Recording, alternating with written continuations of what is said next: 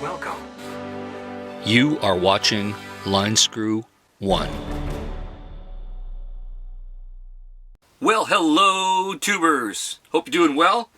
Coming to you from my digital studio here, my chroma key studio. Because, as I've been telling you for years, nothing on YouTube is real anymore. So, hey, at least I give you the honest truth about it. And since I am doing these things indoors, in the studio, I don't even need a hat today. See? Don't need a hat. I am going without the hat. Now, I actually do need the glasses because the lights are bright. I got lights going all over around me so that I can do this. So anyway, can I offer any of you a coffee and a sandwich for $5,750? Yeah, I'm sure there'd be takers. Yeah, don't be cheap. $5,750 for, say, yeah, soup and a sandwich, coffee and a sandwich, maybe even a burger. I don't know, but let's just keep it down to coffee and a sandwich. $5,750. Now you're thinking, hey, Andrew, that's only Canadian money, so what is that, like $4? We like to joke about our floating hard currency here in Canada. Well, actually, right now, at today's exchange rate, it'd be just a little over $4,500 US. Sounds like a bargain. 4,500 American dollars for a soup and a sandwich. It's a bargain. I'm telling you, so don't be a cheapskate. Throw that money around like that nomadic fanatic does. Yeah, he could buy dozens of those sandwiches for you. You're wondering, come on, this is a clickbait video, right? Clickbait. Well, not exactly. You actually could be in Vancouver, where I'm at, in metropolitan Vancouver. You could drive right across town, and you cross the border. The actual U.S. border is at the edge of Metro Vancouver. So it's across town for most of us, depending on where you are in the metropolitan area. But it's essentially a drive across town, and you cross that border into the US of A, and you pick yourself up a little bit of gas, a little bit of cheese, and of course you feel a little peckish, so you get soup and a sandwich, or maybe that coffee and a sandwich for $5,750. Well, they're actually not going to charge you that right when you buy that soup and sandwich or the coffee and a sandwich. No. What's going to happen is they're going to charge you that when you cross the border coming back. Now, I did kind of briefly mention this in the previous video. Of course, part of that video was cut off, and I said, screw it. I just put a note up and said, hey, part of the video was cut off during rendering. But yes, there are a bunch of people, apparently maybe a dozen, maybe 2 dozen, of people here in Vancouver that have crossed that border in the last few days and have received big fines. For doing what, you say? For actually crossing the border, not getting a COVID test to come back. Because the new rules where you don't need the COVID test and you can be gone for 72 hours or less doesn't take effect till the end of the month, say November 30th. So they're waiving the rules. They're allowing you to cross to get essential stuff, food and fuel. That is what they consider essential. Now, because these regulations are so kind of unclear, and they didn't tell the border guards about this, they were issuing the fines. But they have since retracted most, if not all, of those fines. But here's the kicker. This is where I'm going to save you $5,750, because I know there's going to be a few of you out there that are going to run into trouble. And I'm going to coach you how to save a lot of money. In this case, $4,500 US, because I do know I have viewers in the British Columbia area. In British Columbia, you know, it borders, 4 states? If I was to cross the border tomorrow, which I probably actually am going to cross the border tomorrow and test this whole thing out.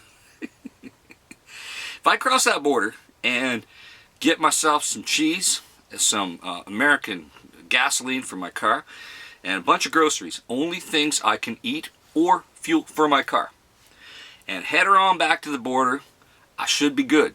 According to the rules, I'm good. But here, what happens if my friend who I know across the border in Lyndon, Washington, what happens if I stopped at his house? I'll tell you what would happen.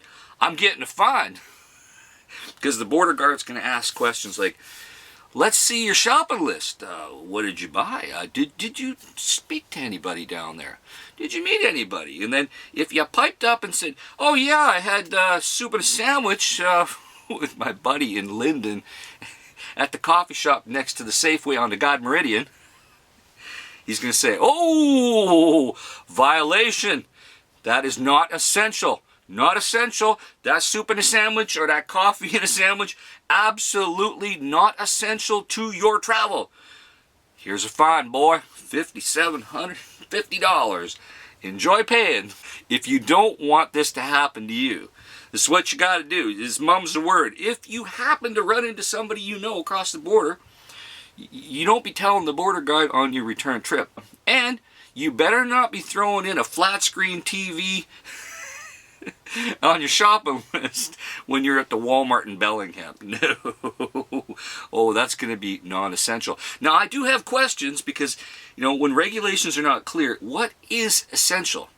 For example, is shampoo essential? How about razors? Is shaving essential? I don't know. Maybe if there was some dickhead at the border and he sees, oh, you got razors and shampoo, that is not essential because you don't need that to live. And guess what? We're going to reward you for throwing in those razors. Or maybe for the ladies who like to shave their legs. You know, there's a bunch of those female nomads that don't like to shave their legs. We won't mention who they are. I'd like to welcome you to my next fake sponsor. Take it away, fake sponsor. Well, hello, friendlies.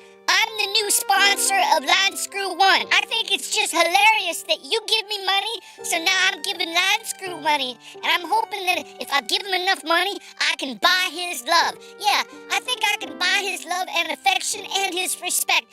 Okay, friendlies? I love you. And remember, keep your beers on your ground. Yeah, because you don't want it to tip over. Over and out, friendlies. Well, thank you very much. Carolyn's RV Life Speaks Truth. You know, I always love having a new sponsor. Especially in this case, a fake sponsor. Oh, Carolyn, you know, I love you. I love that you're giving me the money sponsoring my channel. It's all good. Anyway, getting back to the story. When you cross that border back, and this is actually something that can happen to a lot of people. You think, it ain't gonna happen to me, who cares, whatever. We got about 2.5 million people here in the metropolitan area of Vancouver.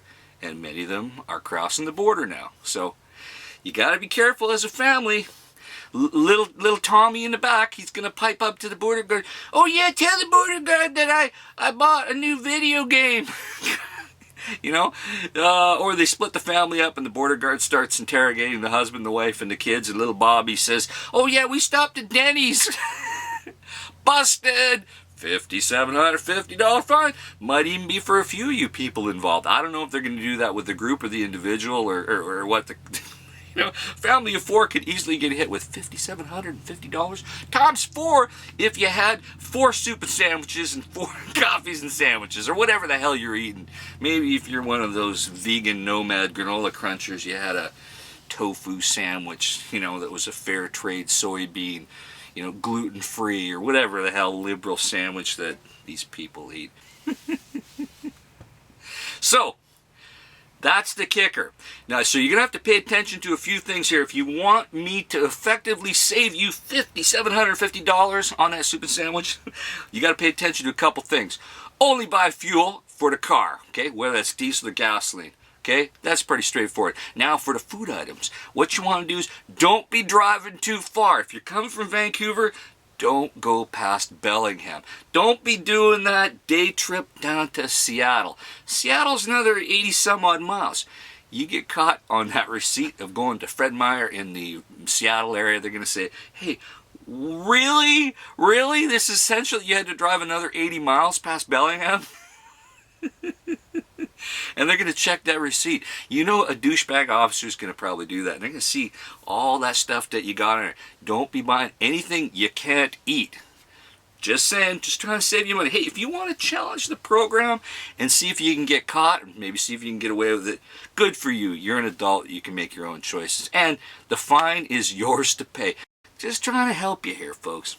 So, number 1. Don't drive too far down that border. I'm saying Bellingham's the cutoff. Number 2, don't stay long. The time it takes you to hit Safeway, Fred Meyer, and the gas station, that's it, okay? No side trips. No dinner with your buddy from Seattle and meeting them in Everett. Don't do it. I'm telling you, don't do it. They know when you left the country. They know when you arrived. So don't be BSing them.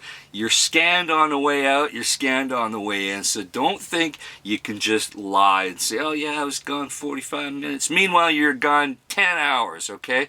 Don't do it. Don't do it. You think you're smarter than the computer that tracks you. You really think you are, but you're not. So this is the way you should do your border run like me. Don't bring anybody else along. Just do it yourself. That way you can get your story straight. Don't be visiting friends. Food, fuel only. Make it quick. Make it fast. Don't go deep into the recesses of America to do your shopping way down in Tacoma. Okay? Hey, I'm here to help you. I'm here to save you money. Put your comments down below on how you know there's going to be a few idiots and a few idiot border guards out there that are going to hit you with that fine because you're going to slip up and get the soup in the sandwich for $5,750 fine. Comments down below. Talk to you soon. Over and out.